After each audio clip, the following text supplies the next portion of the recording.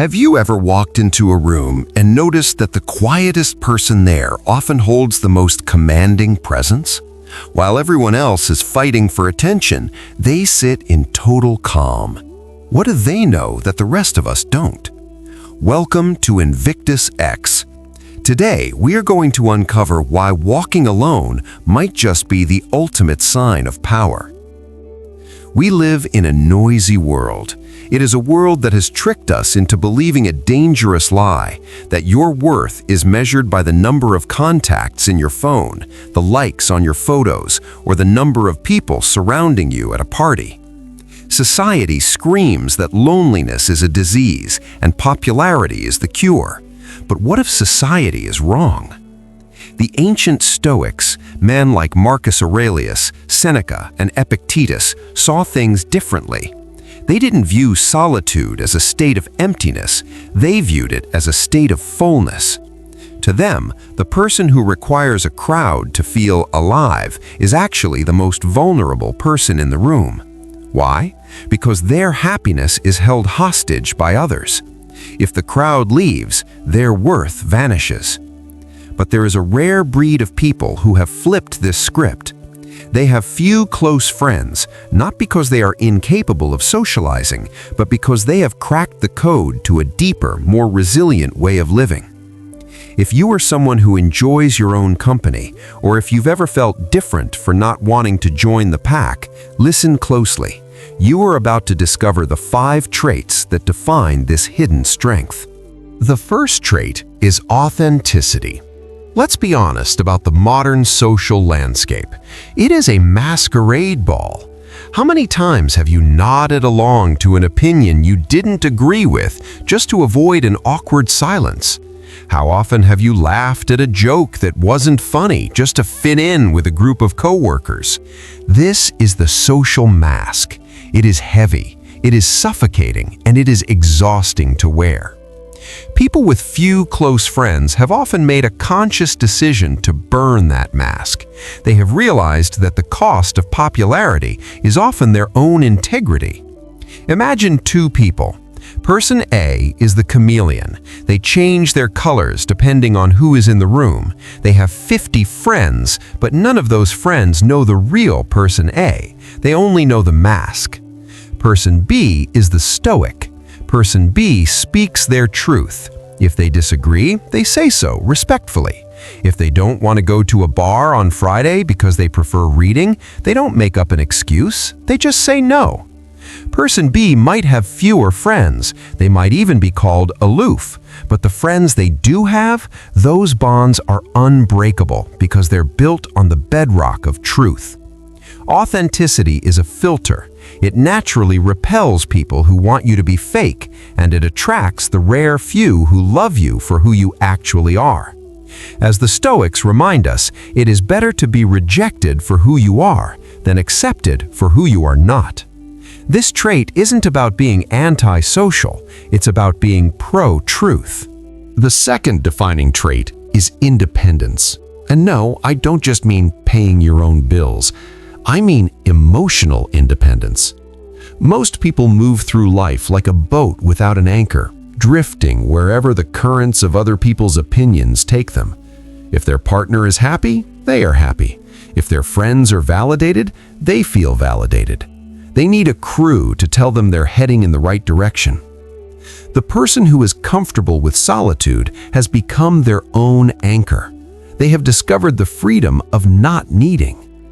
Think about the last time you saw someone eating alone in a restaurant. Did you feel pity for them? If you did, look closer next time. Often, that person is enjoying the food more than the loud table of 10 next to them who are all checking their phones. The independent person has mastered the art of self-validation. Seneca once said, "He who is content with himself is truly rich." This is the wealth of the solitary path. It means you don't call a friend to complain about your problems. You sit down, analyze the problem, and solve it. You don't seek a relationship to complete you. You enter a relationship because you are already overflowing and want to share that abundance. This independence is a superpower. When you don't need people, you can love them better. You aren't extracting value from them, you are simply present with them. This brings us to the third trait, selectivity. There is a misconception that people with no friends are lonely. The reality is often that they are just incredibly picky, and rightfully so. Think of your energy like a bank account. Every interaction you have is a transaction. Some people are deposits. They leave you feeling energized, inspired, and understood. But many people, they are withdrawals. They are the energy vampires who complain, gossip, and drag you into their drama. A person with Stoic wisdom treats their social circle like a master chef treats their ingredients. A master chef doesn't throw every rotten vegetable and cheap spice into the pot just to fill it up. They would rather have 3 high-quality ingredients than 50 mediocre ones. If you have chosen to have few friends, it is likely because you have high standards for what you allow into your soul. You understand that relationships require 3 pillars: admiration, respect, and safety. If a friend constantly makes jokes that humiliate you, the safety is gone. If a friend gossips about others to you, you know they are gossiping about you to others. The respect is gone. The selective person is not arrogant, they are protective. They build gates, not walls. The gate is open to those who bring peace and growth, but it remains firmly locked to those who bring chaos. As you walk this path, do not feel guilty for cutting ties. You are simply curating a life of quality. The fourth trait is introspection. This is where the magic happens. While the world runs away from silence, filling every spare second with TikToks, podcasts, and music, the solitary person runs toward the silence. Why? Because silence is the only place where you can hear yourself think. In the philosophy of Schopenhauer, there's an idea that solitude is necessary to avoid the misery of boredom by finding inner richness. He believed that only in being alone can we truly connect with our inner selves and explore our deepest aspirations. This aligns perfectly with the Stoic practice of morning and evening reflections. Consider the 10-minute rule. Most people cannot sit in a room for 10 minutes without doing anything. They get anxious. The introspective person uses that time to review their day. They act as their own coach. They ask, why did I get angry at that comment? Was I envious of that person's success? How can I be better tomorrow? This constant scanning of the internal hard drive allows them to debug their own bad habits. It transforms emotions into wild horses, into trained stallions. When you see a quiet person staring out a window, they aren't doing nothing. They are processing. They are turning information into wisdom. They are separating the noise of the world from the signal of their own conscience. Finally, the fifth trait is a commitment to growth. There's a story about the Chinese bamboo tree. For 5 years, you water it and see nothing. It remains underground. To an outsider, it looks like you're wasting your time.